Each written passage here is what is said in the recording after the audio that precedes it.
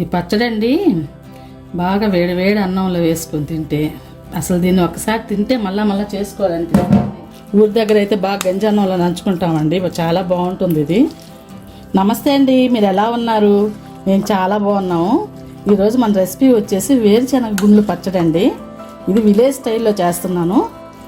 చాలా బాగుంటుందండి. అన్నంలోకి వేడి అన్నంలో కానీ ఈ వర్షాకాలంలో చక్కగా కొంత వేడివేడి అన్నం వండుకొని దీన్ని వేసుకొని తింటే చాలా బాగుంటుందండి.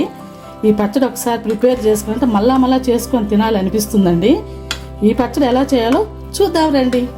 పచ్చడికి మనము ముందుగా స్టవ్ అంటించి కళాయి పెట్టుకొని 1/2 కప్పు వేరుశనగ పప్పులండి. ఇవి వేపుకుందాము దోరగా, చిన్న మంట మీదే వేపుకుందాం మాడిపోకుండా. ఇదండి బాగా వేగిపోయాయి, కలర్ మారాయి. ఇవి మనం చిన్న మంట మీద ఎంత చక్కగా వేపుకుంటే పచ్చడి అంత టేస్ట్గా ఉంటుందండి. వేగిపోయినాయి అన్నట్టు తీసేసామంటే పచ్చడి బాగోదు.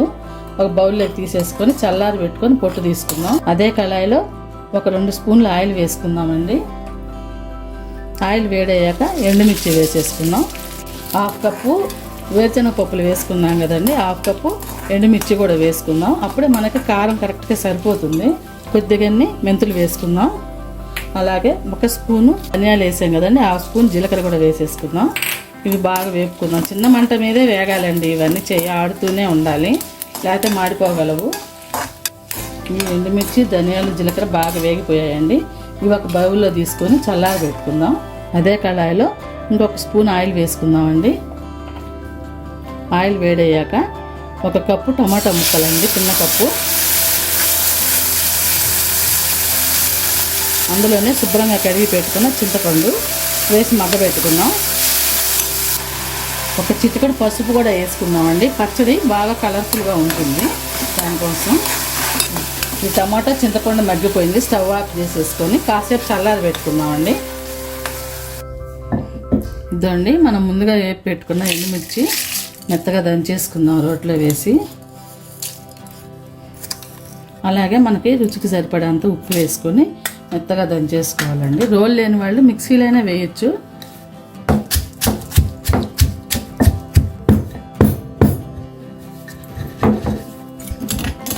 చూసారు కదండి, ఇలాగా నలిగిపోవాలి. మనం ముందుగా వేపి పొట్టు తీసి పెట్టుకున్నాం కదండి, ఈ వేరుశనగ గుండ్లు కొద్దిగా వేసి దంచేసుకుందాం ఇలాగా.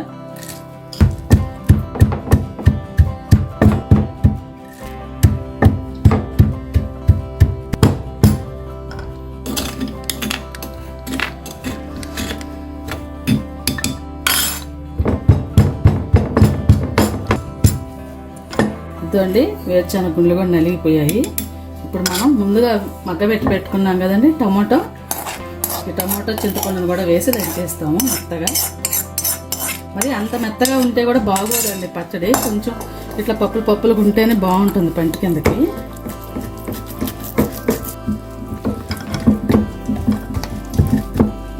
కొంచెం గట్టిగా ఉంది కదండి, కొంచెం వాటర్ వేసుకుందాం మనం. కొంచెం లూజ్ అవుతుంది పచ్చడి, మరీ గట్టిగా ఉన్నాయి బాగోదు కదా.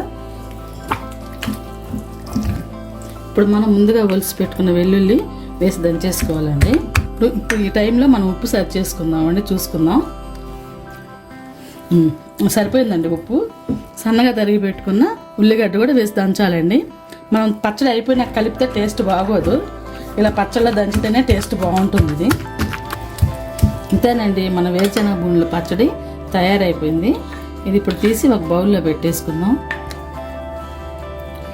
ఈ పచ్చడి అండి బాగా వేడి అన్నంలో వేసుకొని తింటే అసలు దీన్ని ఒకసారి తింటే మళ్ళా చేసుకోవాలంటే అంత బాగుంటుంది పచ్చడి. ఒక బౌల్లో తీసేసుకుందామండి. ఇదండి బౌల్లో తీసుకొని మనం ఇప్పుడు పోపు వేసుకుందాం దీనికి. ఇప్పుడు మనం పోపు ప్రిపేర్ చేసుకుందామండి. స్టవ్ అంటించి ఒక గిన్నె పెట్టాను. ఈ కళాయిలో ఆయిల్ వేసుకుందాం. ఒక 2 స్పూన్లు చాలండి. ఆయిల్ వేడైందండి. ఆవాలు, సాయమినపప్పు, కొంచెం పచ్చిశనగపప్పు, జీలకర్ర వేసి బాగా వేపుకుందాం. 1 ఎండుమిర్చి కూడా తుంచి వేసుకుందామండి.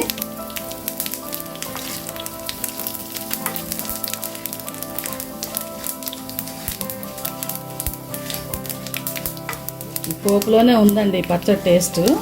పోపు మనం ఎక్కువ మాడనీయకుండా మంచిగా వేపుకుంటూ పోపు తయారు చేసుకోవాలి. కొద్దిగా కరివేపాకు వేసుకున్నామండి.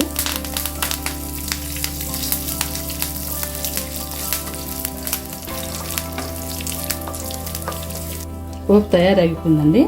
మనం పచ్చళ్ళలో వేసేసుకుందాం. చూసారు కదండి, గుమలాడే వేరుశనగ పప్పుల పచ్చడి తయారైపోయింది. ఈ పోపు మొత్తం పచ్చడి మొత్తంలో కలిసేలా కలిపేసుకుందామండి. ఇది చాలా బాగుంటుందండి వేడి అన్నంలోకైనా. ఇంకా అలవాటు ఉన్నవాళ్ళు గంజి అన్నం సద్ది అన్నం తినేవాళ్ళు ఉంటారు కదండి, వాళ్ళకైతే ఇంకా అమోఘంగా ఉంటుందండి. ఈ పచ్చడి చాలా టేస్ట్గా ఉంటుంది. ఒకసారి చేసి చూసారంటే మళ్ళా వదలరండి దీన్ని. ఊరి దగ్గర అయితే బాగా గంజి అన్నంలో నంచుకుంటామండి, చాలా బాగుంటుంది ఇది. చూసారు కదండి ఎంత ఈజీగా తయారైపోయిందో ఈ పచ్చడి. ఈ పచ్చడి మీకు నచ్చినట్టయితే ఫ్రెండ్స్ అండ్ ఫ్యామిలీ మెంబర్స్కి షేర్ చేయండి. అలాగే ఈ పచ్చడి ఎలా వచ్చిందో నాకు కామెంట్స్లో చెప్పండి.